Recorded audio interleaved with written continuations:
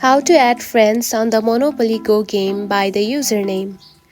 So if you are wondering on how to add the friends on the Monopoly Go by using their name or by searching by their name, then don't worry, I'll show you how to do it.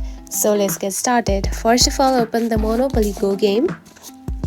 After opening the app, you will see something like this on your home screen. Now to add friends, simply tap onto friends option right here at the bottom. Just like this, and now you can see something like this. Now here you can find the add friends option right here. Now here is the thing, there is no any built-in feature to add the friends by their usernames or their names. Now to add friends, you can simply tap onto the search bar right here of the friend code, tap on it. Then by here you can enter the friend code. Just enter the code just like this.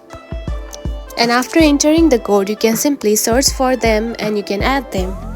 Now, by adding the friend using their user ID, it is similar as using their username. So, this is how you can add the friends on the Monopoly Go game by their username. If you found this video helpful, don't forget to like and subscribe for more tips. Thanks for watching.